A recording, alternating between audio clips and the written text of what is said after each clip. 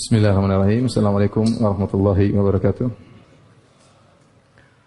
Alhamdulillahi ala ihsani wa syukru lahu ala taufiqihi wa amtinani. Asyhadu an la ilaha illallah wahdahu la syarika lahu ta'ziman li sya'nih.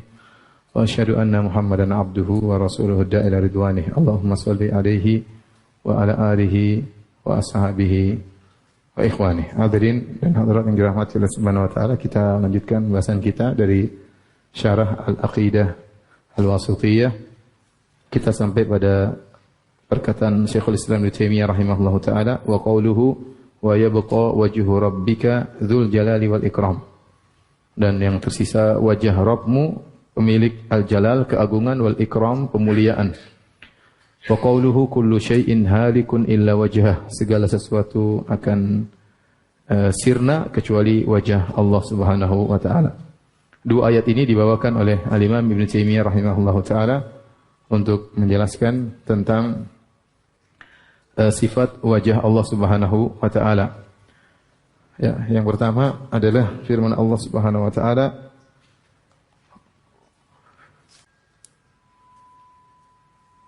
sifat wajah ya. Allah berfirman, ya. Kullu man 'alaiha fanin wa yabqa wajhu rabbika dzul jalali wal ikram. Semua yang ada akan sirna ya. Semua yang di atas bumi akan sirna. Akan sirna wa yabqa, dan yang tersisa yang tetap wajah Rabbmu, wajah Rabbmu,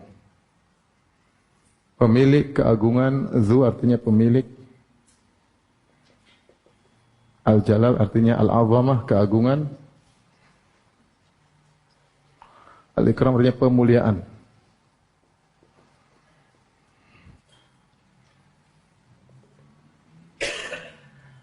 Hadirin dan hadirat Allah Subhanahu wa taala, ini di antara salah satu ayat yang dijadikan dalil Imam Al-Bukhari atau dijadikan dalil oleh Imam Ibnu Taimiyah rahimahullah taala, bahwasanya Allah memiliki sifat wajah ya, karena di sini kata Allah semua yang atas muka bumi akan sirna, wa yabqa wajhu, wajah Rabbmu. Kemudian wajah ini disifati dengan zu, dan pemilik keagungan dan pemuliaan adalah sifat bagi wajah, makanya dia ma'rifah. Apa marfu? Marfu itu maksudnya dhamma. Ya, kalau seandainya Dzul Jalali wal Ikram adalah sifat dari Rabbika, dari sifat Rabb, maka harusnya di Al-Jalil wal Ikram. Tetapi karena dia Dzu, maka dia kembali kepada wajah. Kita artikan semua yang di atas muka bumi akan sirna, dan tersisa wajah Rabbmu, yang wajah tersebut memiliki apa? Al-Jalal, keagungan dan pemuliaan. Maksudnya Allah, pemilik wajah Allah memiliki sifat pengagungan dan dimuliakan oleh hamba-hambanya. Baik. Dan masih banyak ayat-ayat lain ya tentang sifat wajah yang saya sebutkan di antaranya.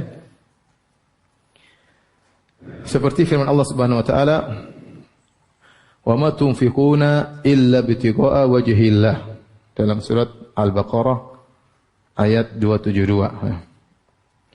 Wa ma tunfiquna illa ibtigha'a wajhillah, dan tidaklah kalian berinfak kecuali mengharapkan wajah Allah Subhanahu wa taala. Al-Baqarah 272. Kemudian juga firman Allah Subhanahu wa taala, "Walladzina sabaru ibtigha'a wajhi rabbihim." Dalam surat Ar-Ra'd ayat 22. "Walladzina sabaru ibtigha'a wajhi rabbihim," dan orang-orang yang bersabar mengharapkan wajah Rabb mereka. Kemudian juga dalam firman Allah, "Dzalika khairun lilladzina yuriduna wajha Allah."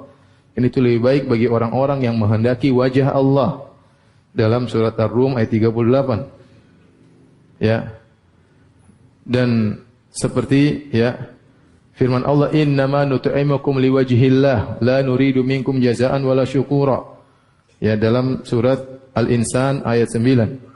Kemudian juga di antaranya dalam surat Wal-Laili idza yaghsha illa ibtigha'a wajhi rabbihil a'la. Illa ibtigha'a wajhi rabbihil a'la dalam surat Al-Lail ayat 20. Ini semua ayat-ayat menyebut tentang wajah Allah, wajah Allah, wajah Allah. Zahirnya menunjukkan bahwasanya Allah memiliki sifat wajah, ya.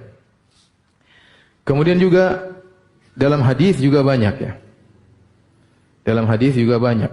Seperti sabda Nabi sallallahu alaihi wasallam, di antara doa Nabi sallallahu alaihi wasallam, as'aluka ladzatan nadhari ila wajhika. As'aluka ladzatan nadhari ila wajhik, ya. Aku mohon kepada Engkau ya Allah kelezatan memandang wajahmu. Kelezatan memandang apa? Wajahmu, ya. Kemudian juga dalam hadis yang lain dalam Sahih Muslim, ya, Rasulullah SAW bersabda, hijabuhun nur, dalam riwayat hijabuhun nar, law kasyafahu la ahraqat subhatu wajhi man taha ilaihi basaru min khalqih. Ini hadis yang sabda Nabi SAW, hijabuhu an-nur, an-nur law kasyafahu la ahraqat subhatu wajhihi man taha ilaihi basaruhu min khalqihi. Kalau saya artikan, hijabnya adalah cahaya.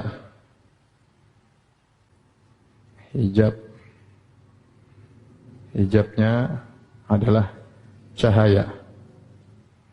Kalau Allah menyingkapnya, kalau Allah menyingkap hijab tersebut, la ahraqat subhatu wajhi. Subhat maknanya ada yang mengartikan adalah cahaya, ada yang mengartikan baha, yaitu keindahan, ya, yaitu sinar yang semacamnya. Maka subhat wajah Allah, yaitu cahaya wajah Allah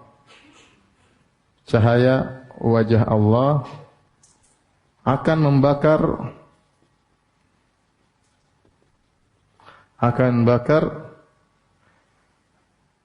mantah ilai basra min khalqihi, akan membakar apa? Membakar seluruh makhluknya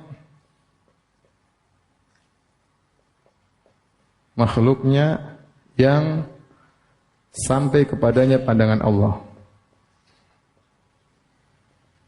Pandangan Allah. Jadi saya terjemahkan hadis ini. Hijabuhun nur. Hijab Allah adalah cahaya. Lau kasyafahu, kalau Allah buka hijab tersebut, la ahraqat subhatu wajhi, maka cahaya wajah Allah akan membakar manta ilai basaru min khalqi, seluruh makhluknya yang sampai kepada pandangan Allah Subhanahu wa taala. Dan kita tahu semua bisa dilihat oleh apa? Allah Subhanahu wa taala. Seandainya hijabnya Allah disingkap oleh Allah Subhanahu wa taala, maka seluruh makhluk akan terbakar oleh subhat cahaya wajah Allah. Ini menguatkan bahwasanya Allah memiliki wajah, karena di sini Allah mensifati wajah memiliki subhat, ya. Oleh karenanya dari dua dalil ini kita mengetahui sifat-sifat wajah Allah. Sifat-sifat wajah Allah di antaranya, ya, pertama, wajah Allah disifati dengan Dzul Jalali apa? Wal Ikram. Yang kedua, wajah Allah disifati dengan subhat, yaitu wajah Allah memiliki subhat, yaitu cahaya. Cahaya wajah Allah Subhanahu wa taala. Ada yang mengatakan hijabuhu, hijab ini juga berkaitan dengan wajah Allah. Jadi wajah tersebut, ada yang mengatakan wajah tersebut dihijab oleh Allah Subhanahu wa taala, dihijab dengan cahaya Allah Subhanahu wa taala. Ini semua dalil bahwasanya Allah memiliki wajah. Kemudian di antara sifat yang lain, ya, memandang wajah Allah, ya, adalah kelezatan. Makanya Nabi SAW berdoa, as'aluka ladzatan nazari ila wajhik, ila wajhika. Aku memohon kelezatan memandang wajahmu. Ini sifat-sifat tentang wajah Allah Subhanahu wa taala yang datang dalam ayat maupun dalam hadis-hadis, ya. Sifat wajah. Taib. Bagaimana dengan pandangan, ya, kelompok-kelompok tentang wajah Allah Subhanahu wa taala? Ya. Sikap kelompok-kelompok terhadap wajah Allah. Baik. Tentunya kita bilang, ya, wajah Allah tentu tidak sama dengan apa? Wajah makhluk.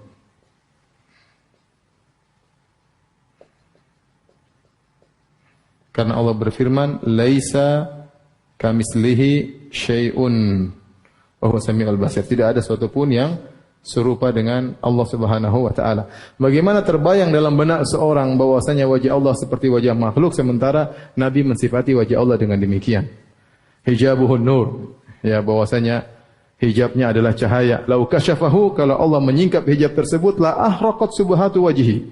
Maka cahaya wajah Allah akan membakar seluruh yang dilihat oleh Allah Subhanahu wa taala. Dan kita tahu Allah melihat segalanya. Ini tidak mungkin kita mau samakan dengan wajah makhluk. Wajah Allah memiliki subhat. Ya. Bukan syubhat, ya. Subhat pakai sin, ya. Itu cahaya, ya. Cahaya. Ya, kalau wajah sebagian kita memiliki syubhat. Masalah wajahnya, ya. Oleh karenanya enggak mungkin orang menyamakan wajah Allah dengan wajah makhluk. Wajah Allah disifati Dzul Jalil wal Ikram, memiliki subhat, kemudian ada apa namanya? Ada hijabnya, dilihat merupakan kelezatan terindah di surga. Bagaimana mau menyamakan wajah manusia dengan wajah manusia? Wajah manusia kita terkadang kita memuntah, ya. Terkadang kita memuntah lihat wajahnya. Mau disamakan dengan wajah Allah Subhanahu wa taala tentu tidak boleh, ya. Jadi inilah akidah Ahlussunnah wal Jamaah. Allah memiliki wajah, tapi wajah Allah tidak seperti wajah manusia karena memiliki sifat-sifat yang saya sebutkan ini. Paham? Paham, ya? Baik. Sekarang bagaimana tentang pandangan kelompok-kelompok Mu'attilah, ya, penolak sifat terhadap wajah Allah, ya. Maka ada beberapa. Pertama, tentu mumatsilah, yaitu yang menyatakan wajah Allah seperti wajah makhluk. Ini kelompok ini dulu pernah ada, tapi sekarang sudah enggak ada. Yang mengatakan wajah Allah seperti wajah makhluk sekarang sudah, ini kelompok ini sekarang sudah tidak ada lagi, ya. Kemudian yang kedua adalah Mu'attilah.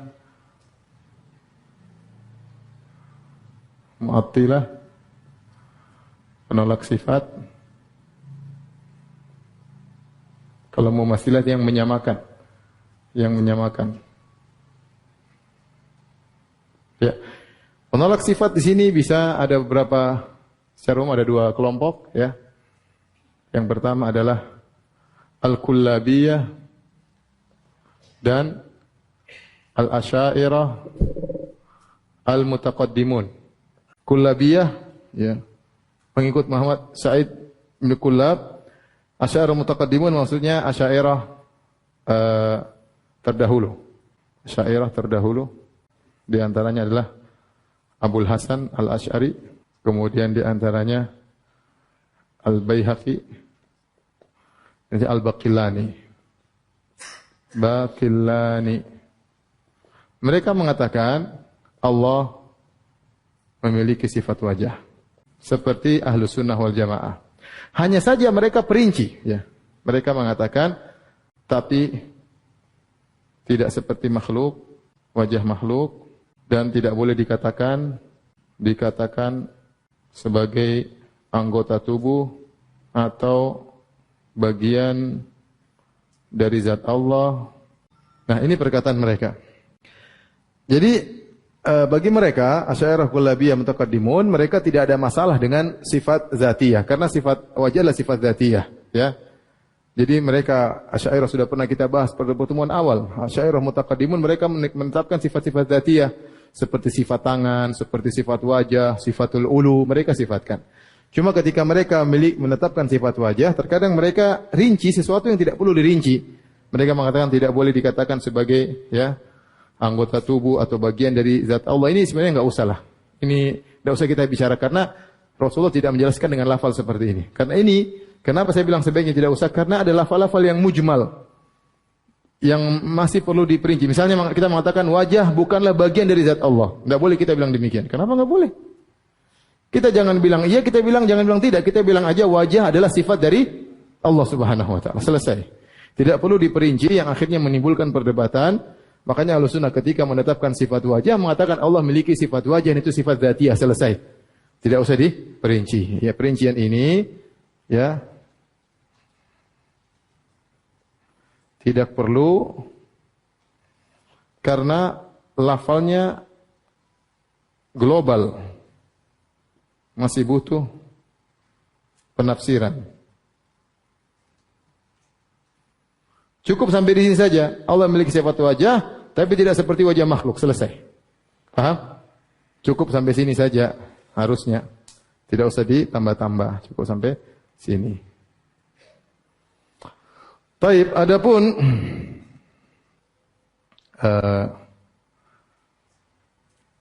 al-Asy'ariyah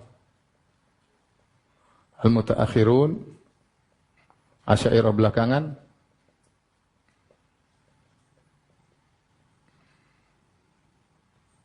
dan Maturidiyah, mereka mentakwil. Mereka manhajnya adalah mentakwil.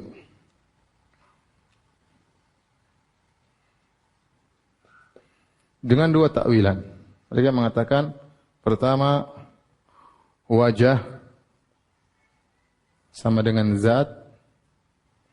Yang kedua wajah sama dengan sawab, pahala. Dalam kurung as-sawab. Mereka mentakwil wajah sama dengan zat, wajah sama dengan pahala. Baik, kita mau bahas habis ini, ya, tentang pernyataan mereka. Kalau sudah tolong dihapus.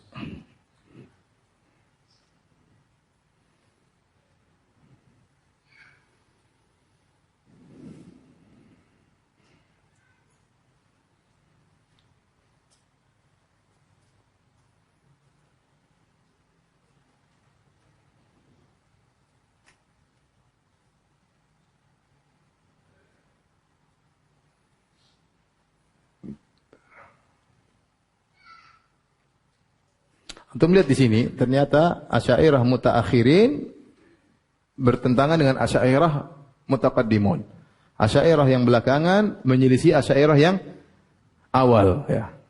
Jadi murid-murid menyelisih apa? Guru-guru. Guru-guru mereka menetapkan sifat wajah bagi Allah.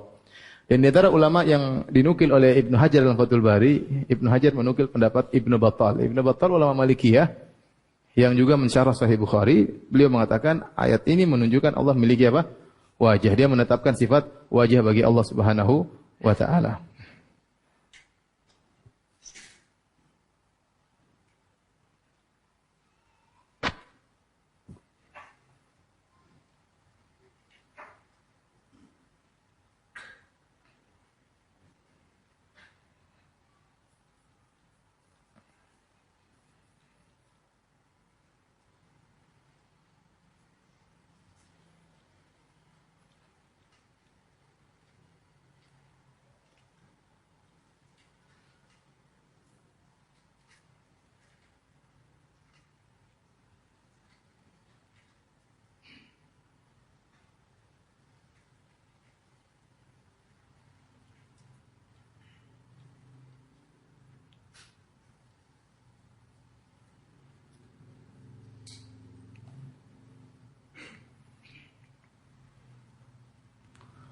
Baik, kita akan bahas tentang takwil dari orang-orang Asy'ariyah ya.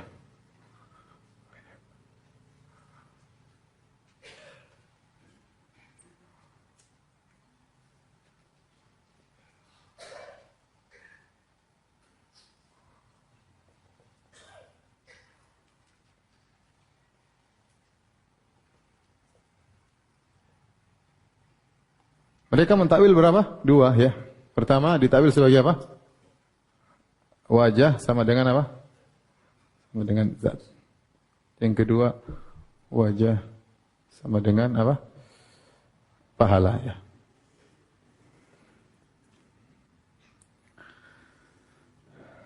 Bantahannya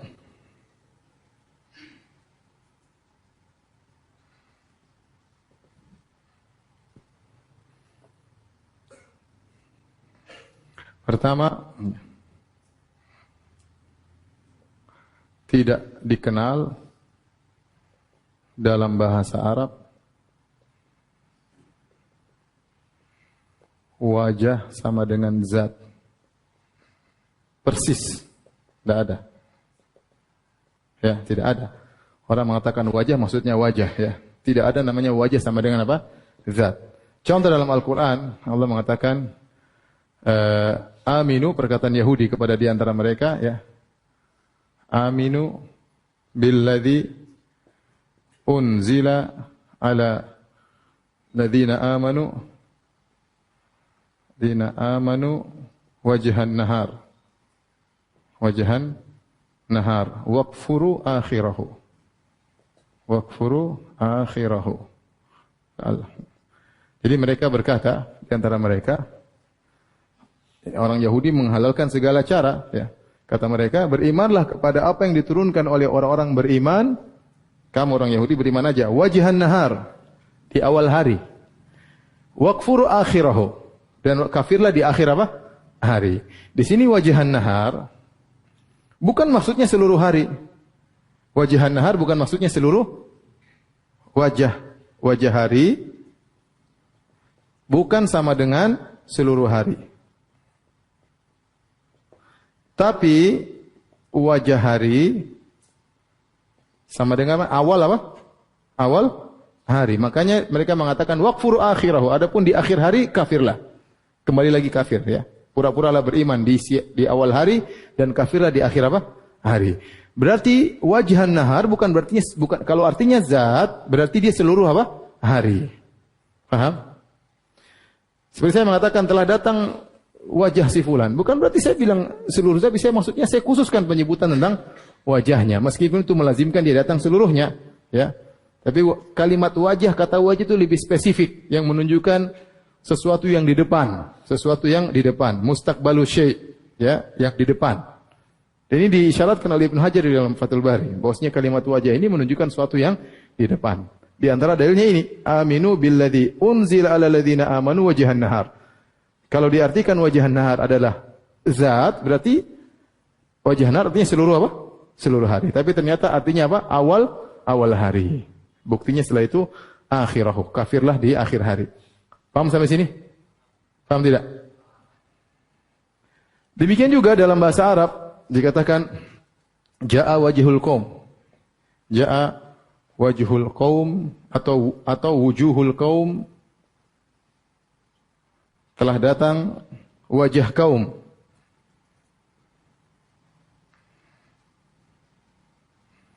Wajah kaum.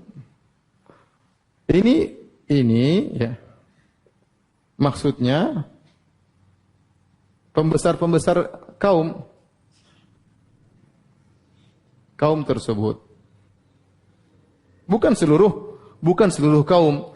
Karena kalau maksudnya wajah adalah zat, berarti maksudnya seluruh kaum. Ternyata orang Arab ketika mengatakan ya ja'a wajhul qaum, maksudnya datang pemukanya, pemuka dari kaum tersebut. Ini menunjukkan wajah tidak pernah diartikan dengan zat dalam bahasa Arab. Paham? Paham tidak? Ya. Dikatakan wajhul thawb, dikatakan wajhul ra'yi. Ini pendapat yang baik misalnya ya. Oleh karenanya bantahan pertama, tidak dikenal dalam bahasa Arab wajah ya sama dengan zat, persis itu enggak ada. Bantahan kedua.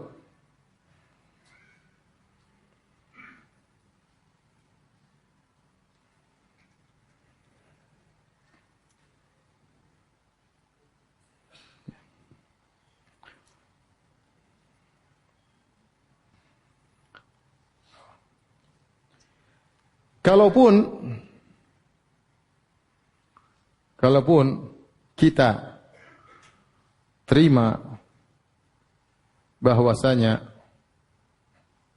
wajah bisa mengungkapkan dari zat,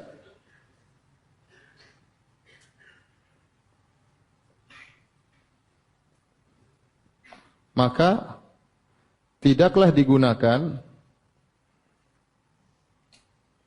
metode ini kecuali kepada yang benar-benar memiliki wajah.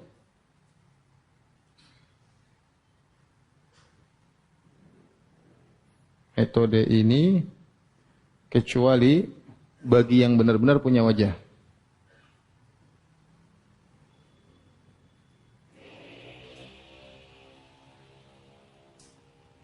Sama dengan tangan. Wajah sama dengan tangan. Contoh, saya kasih contoh sederhana. Kenapa kita ada istilah tangan panjang? Tangan panjang maksudnya apa? Pencuri. Kalau bahasa Indonesia, kalau bahasa Arab tangan panjang itu suka dermawan, paham? Karena dia kan dermawan. Kalau Indonesia nyolong ya. Jadi istilah tangan panjang dalam bahasa Arab juga tapi maksudnya dermawan. Tidak kita jadikan itu suatu istilah bahwasanya tangan panjang artinya mencuri kecuali bagi zat yang benar-benar punya tangan, iya enggak? Kalau dia tidak punya tangan, kita tidak bisa bikin istilah tersebut. Paham tidak? Ya. Saya bilang ringan tangan, saya katakan kepada orang ringan tangan, ya. Suka apa? Suka bantu, ya. Kenapa? Karena memang dia punya tangan, tapi istilah ringan tangan itu tidak muncul kecuali bagi yang benar-benar punya tangan. Seandainya dia tidak punya tangan, tidak bisa muncul istilah tersebut. Paham tidak? Ini bantahan yang paling baik menurut saya. Jadi ini disyaratkan oleh Ibnu Taimiyah rahimahullah taala. Bahwasanya tidaklah digunakan istilah tersebut atau majas tersebut kecuali bagi zat yang benar-benar punya tangan. Sama dengan wajah. Aku melihat wajahnya datang. Misalnya batang hidung, kita istilah batang hidung. Saya lihat batang hidungnya. Ya, belum datang batang hidungnya. Bukan batang hidung datang sendiri ya. Tapi batang hidungnya mewakili tubuhnya seluruhnya. Tapi tidak kita gunakan istilah tersebut kecuali bagi orang-orang yang benar-benar punya apa? Batang hidung. Paham sampai sini? Ini menunjukkan, taruhlah kita terima. Pertama, wajah sama dengan zat, tidak ada dalam bahasa Arab. Yang kedua, kalaupun kita mengalah, kita terima ini, maka kita katakan penggunaan wajah untuk mewakili zat, itu ya tidak bisa digunakan kecuali karena zat tersebut benar-benar punya apa? Wajah. Paham tidak?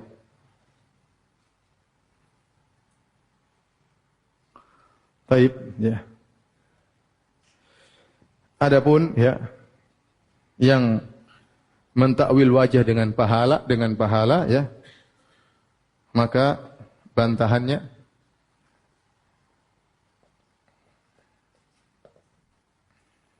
yang pertama ya,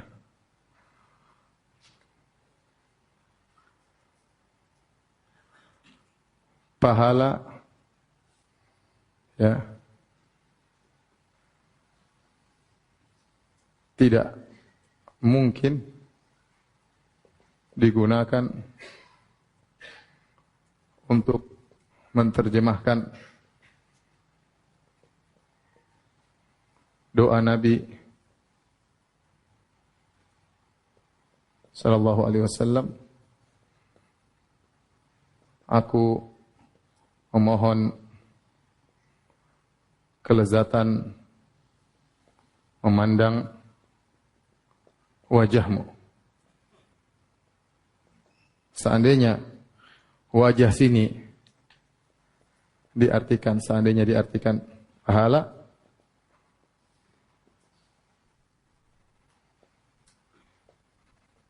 maka tidak nyambung.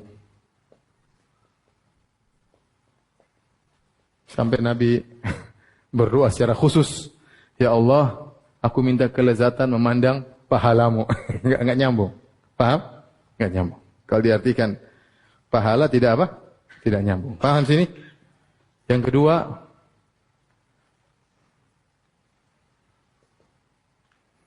pahala adalah makhluk.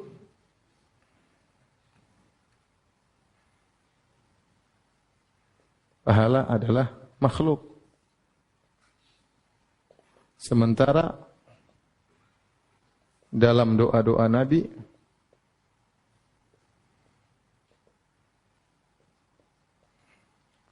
beliau berlindung dengan bertawassul dengan wajah Allah. Wajah Allah. Seperti doa Mas Basid apa? A'udzu biwajhil karim wa sultan mana? A'udzu billahi wa wajhihil karim jil karim terus wa sultanihil qadim minasyaitonir rajim. Perhatikan hadis ini doa masuk masjid. A'udzubillahil apa? Azim ya. Wajhil karim wa sultanil qadim minasyaitonir rajim. Aku berlindung kepada Allah yang Maha Agung dan berlindung dengan wajah Allah yang mulia. Paham? Wa sultanil qadim dan sultan Allah yang azali dari godaan syaitan yang terkutuk. Kalau kita artikan wajah dengan pahala, ya, ini bantahan kepada ini dan ini ya. Jika diartikan pahala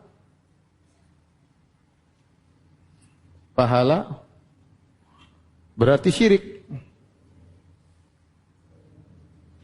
Karena Nabi berlindung kepada makhluk, paham? Pahala kan makhluk kan? Karena berarti Nabi berlindung kepada makhluk.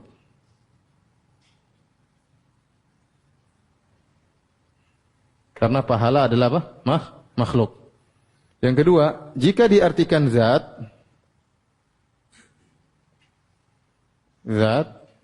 maka terjadi pengulangan.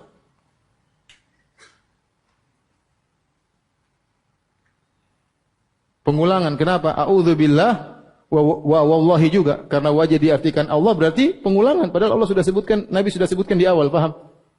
A'udzubillah, kalau wajah artinya juga Allah, berarti terjadi pengulangan. Aku berlindung kepada Allah, berlindung kepada Allah. Paham? Paham tidak? Antum enggak paham ya? Hah? Paham ya? Saya ulangi. Ini doa masuk masjid yang sering kita baca. A'udzubillahil azim wajhil karim wa sultanil qadim minasyaitonir rajim. Ya. Aku berlindung kepada Allah. Dan berlindung kepada wajah Allah. Kalau wajah diartikan zat, berarti diartikan Allah. Berarti aku berlindung kepada Allah, berlindung kepada Allah. Dan pengulangan. Buat apa Nabi ngulang? Paham? Maka wajah di sini tidak bisa diartikan dengan zat. Dan juga tidak bisa diartikan dengan pahala. Karena barang siapa berlindung kepada makhluk, syirik. Ya. Paham? A'udzubillahil azim. Aku berlindung kepada Allah yang Maha Agung dan berlindung kepada pahala yang mulia. Enggak nyambung. Paham? Adapun kalau wajah sifat, maka boleh seorang berlindung kepada sifat Allah, bertawasul dengan sifat Allah, boleh bertawasul dengan sultan Allah, ini semua sifat-sifat Allah. Paham? Paham tidak? Benar? Memang repot kalau sudah mentakwil ya. Mau terjemahkan repot ya. Coba mau terjemahkan hadis, "Lau kasyafahu la ahraqat subuhatu wajhi man taha ilahi basara min khalqih." Gimana mau diterjemahkan? Seandainya dibuka hijabnya, maka cahaya zatnya repot. Ya, atau cahaya pahalanya enggak nyambung. Gimana pahala bercahaya? Susah. Ya.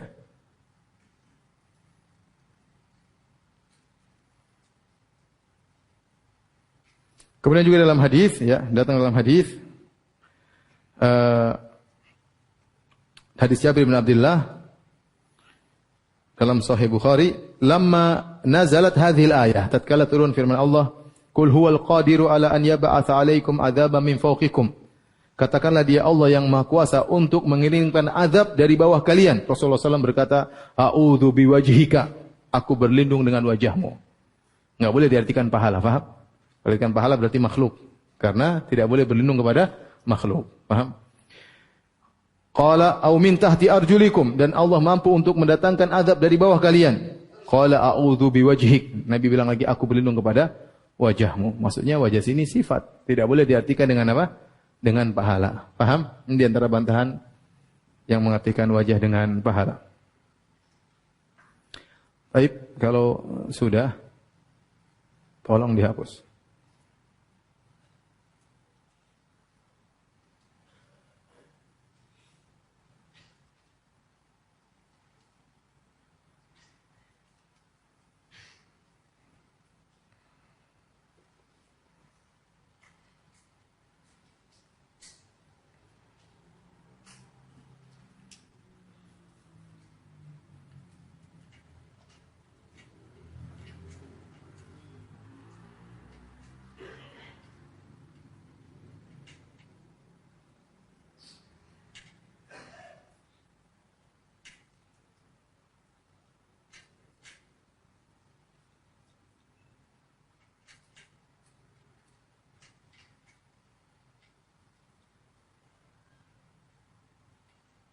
Akidah Ahlussunnah sangat mudah. Allah memiliki wajah, wajah Allah tidak sama dengan wajah makhluk. Selesai. Apa susahnya?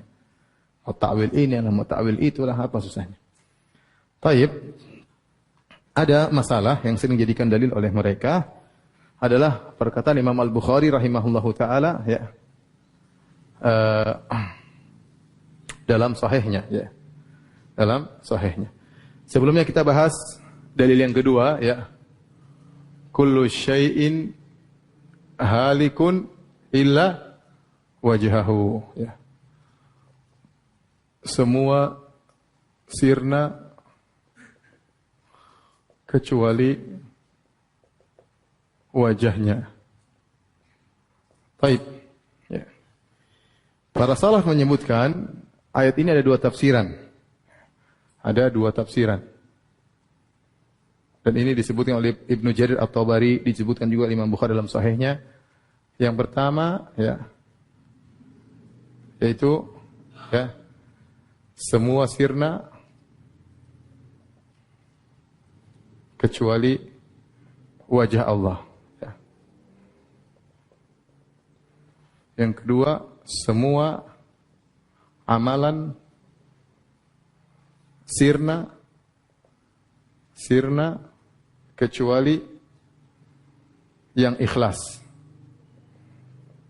Ikhlas yaitu ma urida bihi wajhullah.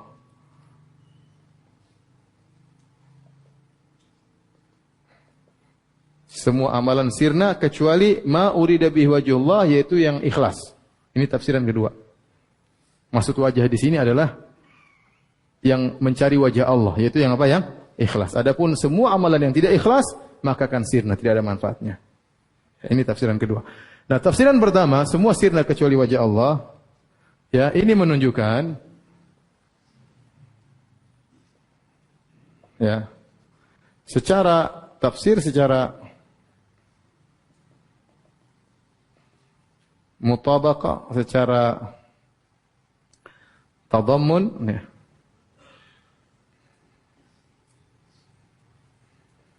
menunjukkan sifat wajah bagi Allah. Dan tafsir secara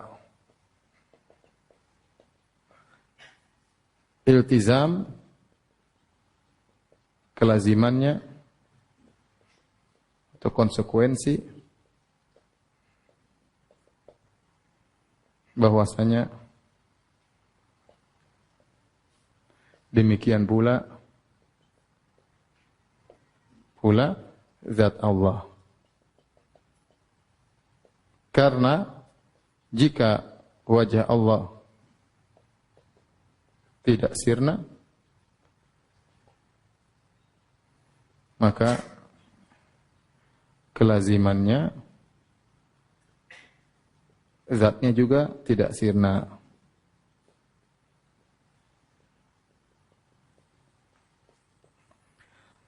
Taib, tafsir ya. Tafsir ada 3 model.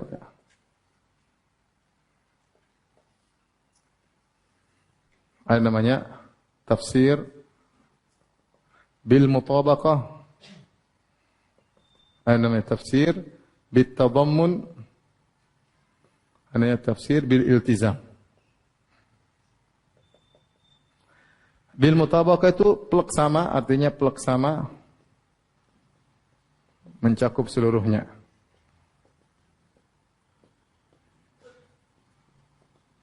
Adapun tadammun maksudnya mencakup sebagiannya.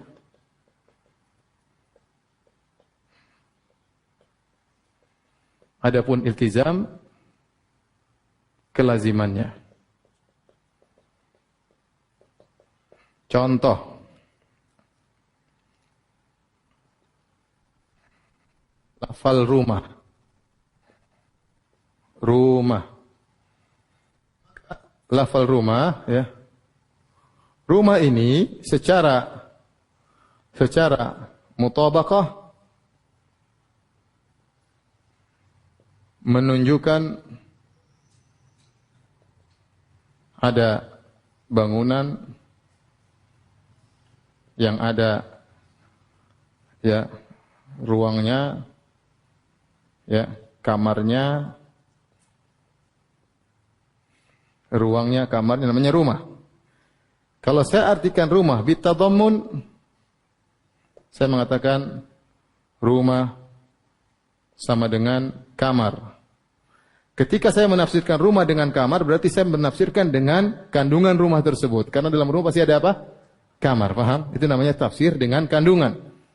Tapi kalau saya tafsirkan bil iltizam, rumah sama dengan kontraktornya. Kontraktor ini bukan bagian dari rumah, tapi melazimkan rumah ini ada yang bikin, paham? Itu namanya tafsir dengan apa? Kelaziman. Tafsir dengan apa? Kelaziman. Paham tidak? Ya, saya ulangi, mutabaqah ya sesuai namanya rumah ya rumah yang kita tahu, rumah ada kamarnya, ada dapurnya, itu namanya tafsir rumah ya sama dengan rumah. Tapi kalau saya bilang rumah sama dengan kamar, maksud saya menafsirkan rumah dengan kandungan dari rumah tersebut. Saya bilang rumah sama dengan kamar atau rumah sama dengan ruang tamu, berarti saya menafsirkan rumah dengan sebagian dari bagiannya, tidak seluruhnya. Kalian dengan seluruhnya. Kalau saya menafsirkan rumah bukan dari bagian rumah, tapi kelaziman dari rumah tersebut, saya bilang rumah menunjukkan ada apa? Kontraktornya, berarti kontraktor bukan rumah, tapi kelaziman dari adanya rumah pasti ada yang bangun. Itu namanya tafsir dengan apa? Kelaziman. Paham tidak? Sama kalau saya bilang seperti sifat Allah, ya, Al-Khaliq. Al-Khaliq, ya. Maha Pencipta.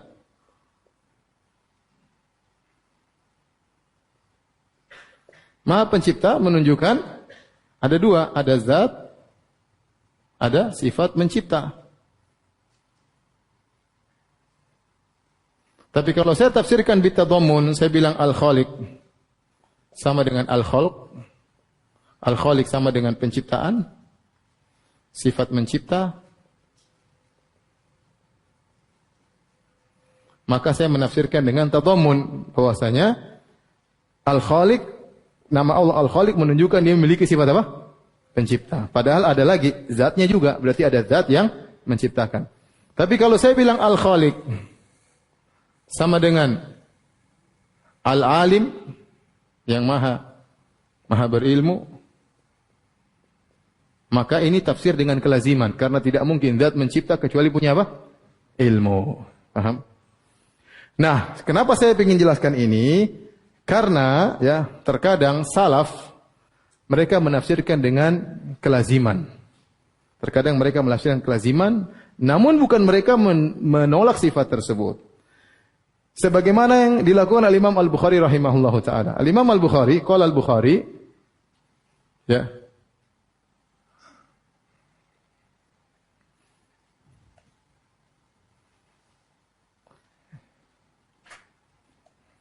Jadi ini saya ingatkan ya. Salaf ya. Kadang menafsirkan dengan kelaziman, namun bukan berarti menolak sifat.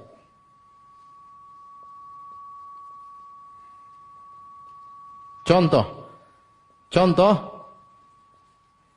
Ibnu Jarir At-Tabari. Contoh At-Tabari. At-Tabari dalam tafsirnya ketika menafsirkan bal yadahu mabsutatan, bahkan kedua tangannya terbentang, maksudnya Allah berinfak, dermawan. Dia bilang maksudnya Allah apa? Dermawan. Sebenarnya mengatakan Tabari mentakwil. Kenapa dia tidak mengatakan Allah punya dua tangan? Padahal dia sedang mentafsirkan dengan kelaziman. Kelaziman dari dua tangan Allah yang terbentang berarti Allah apa? Dermawan. Kenapa kita katakan demikian? Karena dalam ayat-ayat yang lain dia menetapkan sifat tangan Allah, bahkan dia bantah orang yang mentakwil. Paham? Jadi saya ulangi, ahlul bidah terkadang mereka lihat, Tabari juga mentakwil. Baca tafsir dari bal yadahu mabsuutatan, bahkan kedua tangan Allah terbentang. Kata Tabari maksudnya dermawan. Oh berarti Tabari mentakwil. Kita bilang tidak. Dia sedang menafsir dengan apa? Kelaziman. Kenapa? Dalam ayat-ayat yang lain dia mengatakan Allah punya tangan. Tatkala kita bahas pembahasan firman Allah, "Ma mana'aka an tasjuda lima khalaqtu bi yadayya?" Wahai iblis, apa yang menghalangi engkau sujud kepada Adam yang aku ciptakan dengan kedua tanganku? Di situ Tabari bantah orang yang mentakwil. Tangan di sini maksudnya tangan yang benar, tangan hakiki. Paham? Contoh juga Tabari Imam Bukhari. Al-Bukhari juga demikian. Contoh Al-Bukhari. Al-Bukhari dalam tafsirnya dia mengatakan kullu syai'in illa halikun illa wajhahu. Kemudian Imam Bukhari berkata illa mulkahu, illa gini tulisannya. Illa mim lam kaf ha. Apa maksudnya Imam Bukhari ini? Ternyata bacanya yang benar illa malikahu. Yaitu illa huwa. Semua yang ada di alam semesta akan binasa kecuali wajah Allah. Imam Bukhari maksudnya kecuali Allah sendiri. Di sini Imam Bukhari menafsirkan wajah dengan apa? Zat, dengan Allah. Tetapi bukan berarti Imam Bukhari menolak sifat apa? Wajah. Karena dalam buku-buku Imam Bukhari yang lain, Imam Bukhari menyelisih akidah Asy'ariyah. Dia menetapkan sifat ulu, dia menetapkan sifat suara. Dalam khalqu af'alil ibad, Imam Bukhari menetapkan sifat apa? Suara. Ya, sifat suara. Tapi kita akan bahas ini sebentar. Perkataan Imam Bukhari. Sudah belum? Sudah azan kah?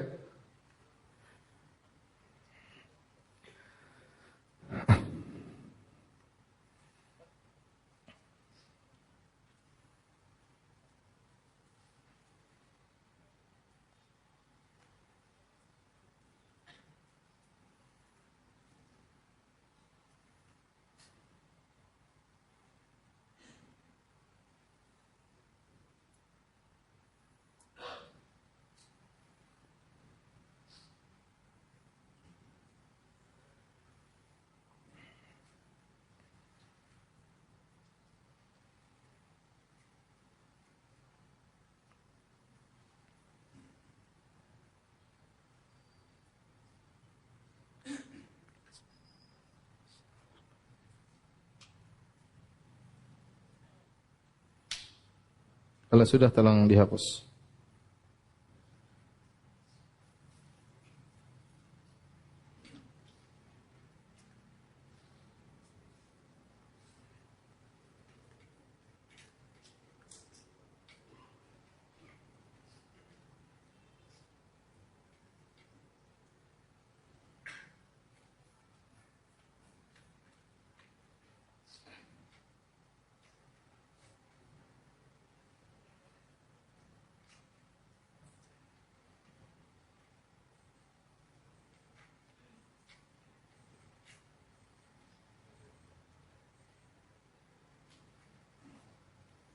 Azan. Ya, ada azan.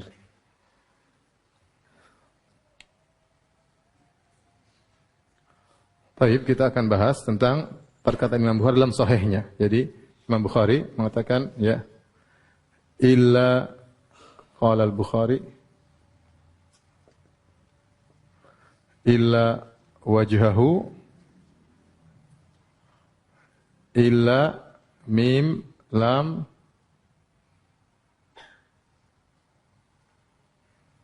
ya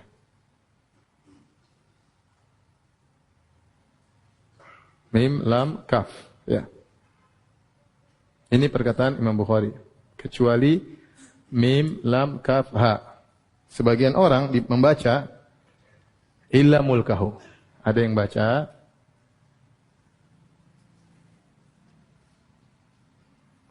illa mulkahu. Mulkahu artinya kecuali kerajaan Allah atau milik Allah, apa namanya? Ya, kepemilikan Allah.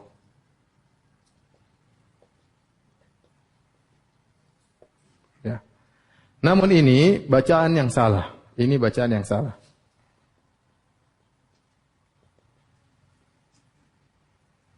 Ya.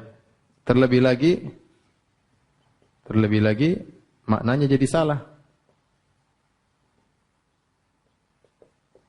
Al-Bidah mengatakan Imam Bukhari mentakwil ila wajahahu ila mulkahu kata mereka. Kata mereka dalam ceramah di YouTube juga ada.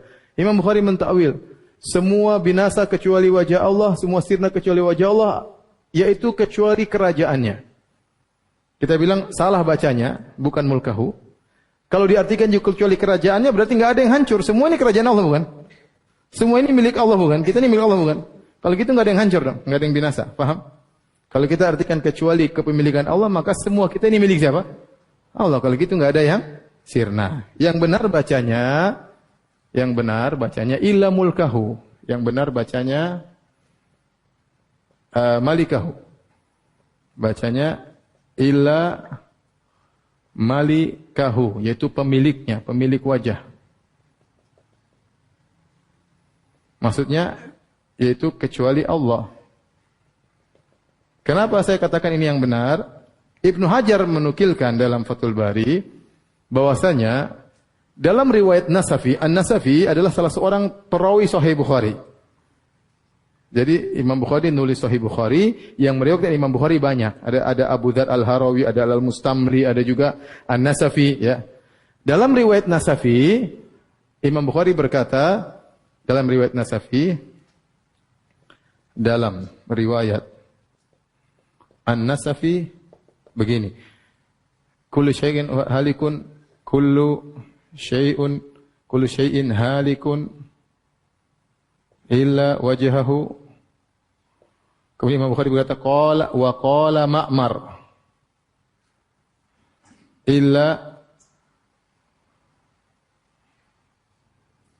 begini. Ini kata Imam Bukhari. Ada tambahan dan berkata Ma'mar.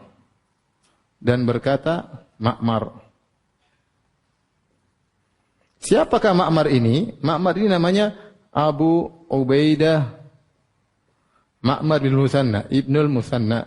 Ma'mar Ibnul Musanna. Dia punya buku judulnya Majazul Quran, yang sudah dicetak. Ketika kita kembali kepada ini dalam kitab Majazul Quran, ternyata Ma'mar berkata illa huwa. Paham? Illa huwa dalam kitab Majazul Quran. Ini juga dinukil Imam Hajar dalam Fathul Bari. Dia mengatakan akan tapi lafalnya bukan begini, tapi lafalnya illa huwa. Kalau begitu, illa ini harusnya sama dengan ini, Berarti mulkahu ini bacanya malikahu. Pemilik wajah, yaitu huwa, faham? Tapi kalau kita baca mulkahu berarti salah baca, karena dalam kitab Ma'mar bin Musanna illa huwa, faham? Yang mereka ini salah semua ya. Yang benar begini bacanya. Nah, Imam Bukhari tatkala menafsirkan illa wajhu dengan illa huwa, ini tafsir dengan apa? Kelaziman. Tafsir dan kelaziman, karena Imam Bukhari bermanhaj Ahlussunnah dan dia menetapkan sifat-sifat Allah, bahkan di antaranya ditetapkan sifat suara Allah dalam kitabnya Khalqu Af'alil Ibad. Dan ini membantah seluruh pendapat Asy'ariyah. Karena Asy'ariyah mengatakan firman Allah tanpa suara, tanpa huruf. Imam Bukhari mengatakan tidak. Allah berbicara dengan suara yang berbeda dengan suara malaikat dan berbeda dengan suara makhluk. Imam Bukhari tetapkan Allah berbicara dengan apa? Suara. Dan Asy'ariyah paling anti mengatakan Allah bicara dengan apa? Suara, dengan huruf ya.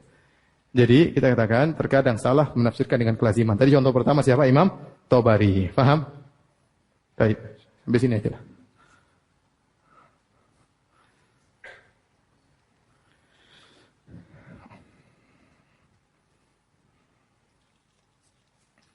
Baik, kita baca pertanyaan.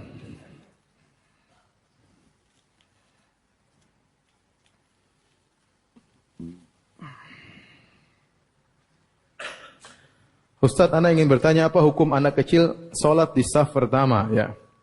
Waktu Imam Bukhari, waktu Nabi SAW pergi dalam Sahih Bukhari, Nabi SAW pergi ke rumahnya Anas bin Malik, ya. Kemudian Nabi sholat di rumah Anas bin Malik, ya.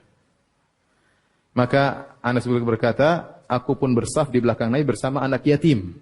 Kemudian sang nenek di belakang kami.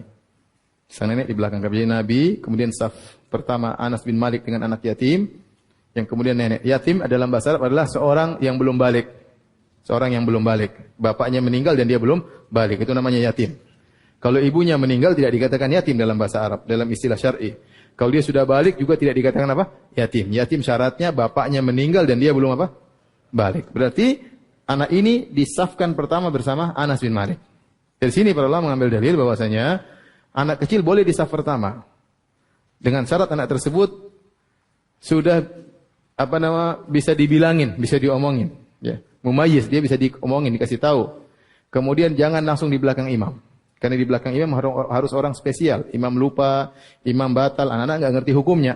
Tapi kalau anak kecil tersebut di saf pertama di bagian ujung kanan, ujung kiri, enggak ada masalah. Dan tidak boleh om datang, nak ente di belakang, om gantian.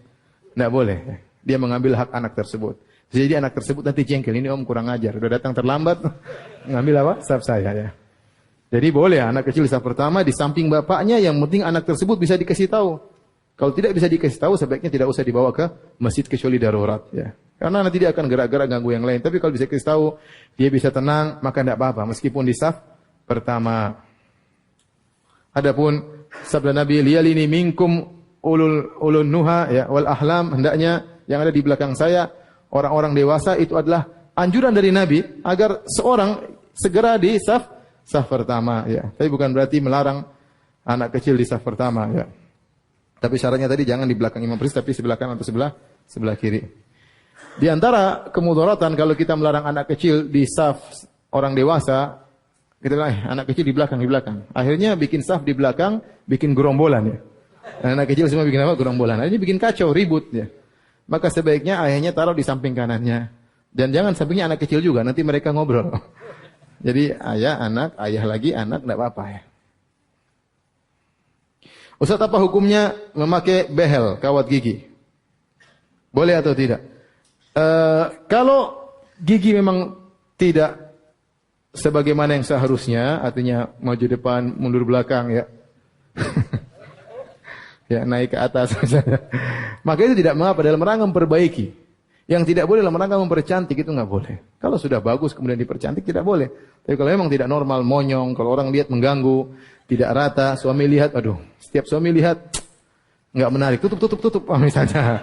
Nah, itu nggak apa-apa kalau itu pakai behel, ya, berarti untuk mengembalikan kenormalan gigi tersebut, ya. Tapi kalau dalam rangka mempercantik, ya sudah bagus, kemudian dirapi-rapikan lagi, ya cuma sedikit saja kemudian bingung pakai behel, ya, itu tidak boleh, ya. Itu namanya merubah ciptaan Allah Subhanahu wa taala.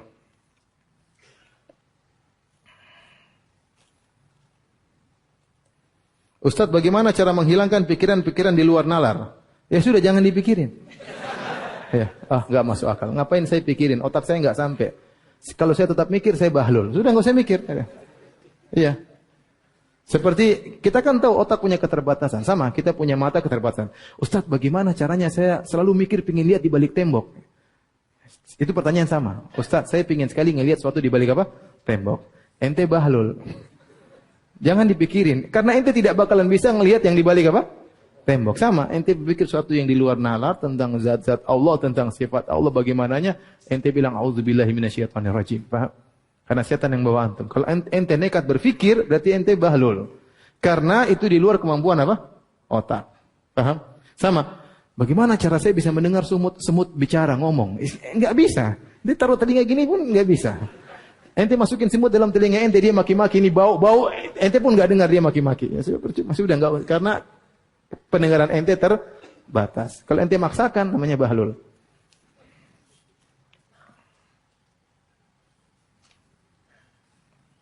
Ustaz, bagaimana hukum orang tua yang membiarkan anaknya baru kelas 6 SD naik motor sendiri tanpa pakai helm? Wah, ini. Ini curhat, ya. Sudah pernah diingatkan pada orang tersebut agar anaknya di bawah umur tidak naik motor, tapi orang tuanya menjawab tidak apa-apa. Ya, kita kan sayang sama anak. Kita tidak boleh membiarkan anak kita melakukan hal-hal yang bahaya, ya. Apalagi naik motor tanpa helm, kemudian jalan di jalan. Ya, kalau mungkin cuma antar tetangga ke tetangga, ya mungkinlah, ya. Tapi intinya kita tidak boleh mengajari anak kita melanggar peraturan. Tidak boleh mengajari anak kita melanggar apa? Peraturan. Ya. Kalau ada orang mencela kita, kita yang salah. Kenapa kita biarkan anak kita melanggar peraturan sehingga memancing orang lain untuk mencela kita? Karena kita dianggap tidak sayang sama anak, tidak tahu aturan ya. Ya, maka sebaiknya tidak usah karena bahaya anak SD kemudian naik motor itu bahaya ya. Tahu-tahu dia ke kanan ke kiri kemana-mana. Ustadz, apakah tafsir juz 30 dan juz 29 ada rencana akan dicetak lagi?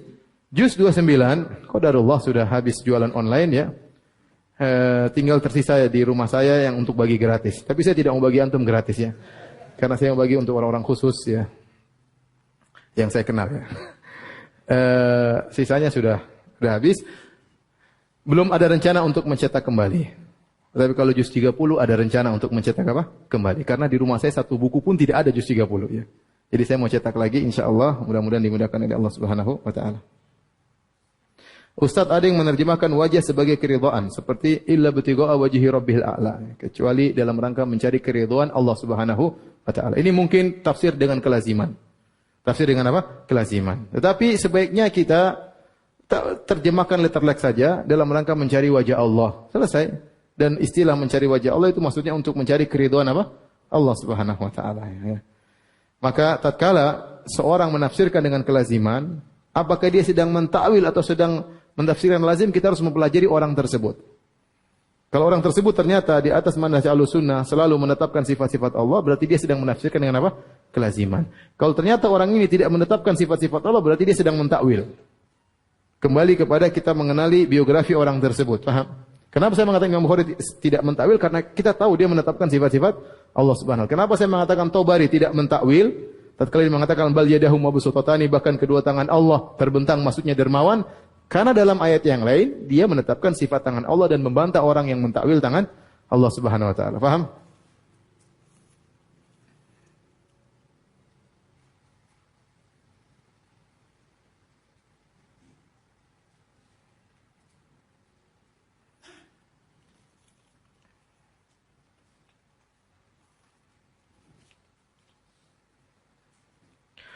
Ustadz, bagaimana caranya kita mengetahui bahwa seorang ustadz bermanhaj Ahlussunnah dan boleh diambil ilmunya? Secara umum saya katakan, di antara sifat dai-dai sunnah secara umum adalah dai-dai yang punya perhatian terhadap tauhid, ya. Punya perhatian terhadap tauhid, ya. Meskipun mungkin dia ngajar fikih, mungkin dia ngajar yang lain, tapi dia punya perhatian untuk mengingatkan orang daripada kesyirikan, ya, daripada kemungkaran-kemungkaran yang berkaitan dengan tauhid, ya. Kemudian ada khurafat-khurafat dia ingatkan. Maka ini insya Allah dai sunnah. Tinggal kita perdalami lebih lanjut. Tapi kalau ada dai ceramahnya 1000 ceramah, tapi tidak pernah mengingatkan penyimpangan kaum sufia, ya, tidak pernah bicara tentang kesyirikan yang ada, ya, ya bicaranya hanya akhlak. Kemana-mana dia puji orang, yang menyimpang pun dia puji. Ya. Terus kapan nahi mungkarnya? Kapan nahi mungkarnya? Saya katakan ikhwan, antum lihat, tidak ada dai-dai seperti dai-dai di atas manhaj salaf yang begitu perhatian terhadap apa? Masalah tauhid. Ya. Sebagian dai-dai yang lain tidak begitu perhatian, ya. Tidak perhatian masalah apa? Tauhid. Bahkan mereka menghindar membahas masalah tersebut. Orang mau bikin macam-macam, mau bikin bid'ah, mau bikin apa, terserah, yang penting kita bersahabat. Kaidah mereka demikian, dan itu repot, ya. Kita dituntut oleh Allah Subhanahu wa taala berdakwah yang hak, tentu dengan hikmah. Ya, bukan sekedar yang penting kita berkawan, persatuan, sementara yang satu bikin ini, yang satu bikin musik, dia tidak pernah singgung. Saya sedih melihat ada seorang yang dikenal dia bertauhid, bahkan dia kencing masalah tauhid. Begitu dia sudah melebur dengan sebagian dai-dai yang lain, yang satunya mau bicara ini, mau bicara anu, tidak ada bantahan sama sekali. Tidak ada. Padahal dia tahu itu tidak boleh. Kenapa? Demi menjaga apa? Persatuan. Itu tidak benar. Kita ingin menasihati sama teman. Kalau teman kita bersalah, kita nasihati. Bukan kita biarkan. Demi untuk menjaga persatuan. Kalau teman kita melakukan kesalahan, enggak enak. Pakai, nanti dia benci sama saya, nanti menjauhi saya. Berarti Anda tidak sayang sama teman Anda. Ya. Oleh karenanya, dai sunnah secara umum, mereka kita lihat sifatnya yaitu menjelaskan tentang tauhid, kemudian mengingkari kemungkaran-kemungkaran yang berkaitan dengan akidah. Insya Allah itu berarti orang itu punya ghirah tentang apa? Tauhid. Insya Allah itu dai di atas manhaj salaf. Tinggal kita pelajari lebih lanjut tentang dai tersebut.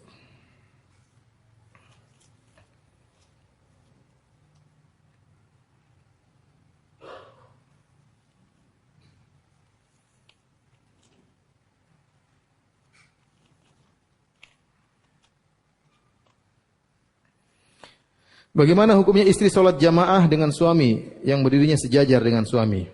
Ya. Allah alam bisawab, yang setahu saya ya bahwasanya wanita tetap di belakang ya, wanita tetap di belakang ya. Karena waktu Nabi SAW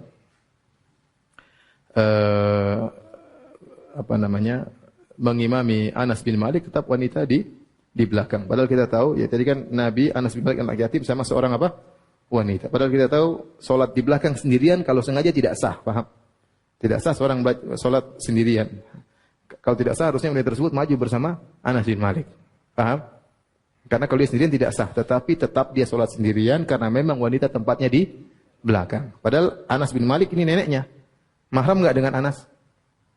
Mahram, tapi dia tetap di belakang. Padahal kita tahu Nabi melarang orang solat sendirian, bahkan pendapat yang benar tidak sah solatnya.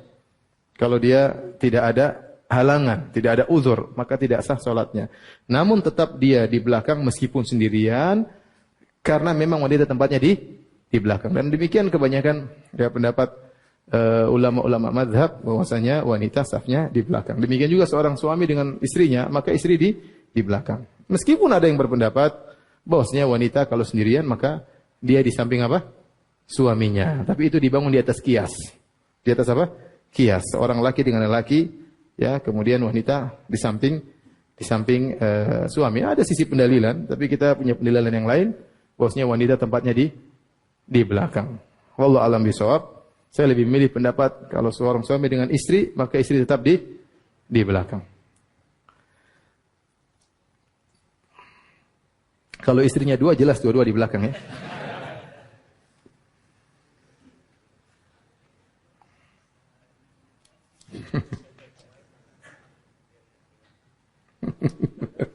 Katanya biar enggak khilaf, ya udah. Istrinya dua di belakang. Tapi demikian saja kajian kita. Kurang lebih saya mohon maaf. Subhanakallah bihamdik. Asyhadu an la ilaha illa anta astaghfiruka wa atubu ilaik. Assalamualaikum warahmatullahi wabarakatuh.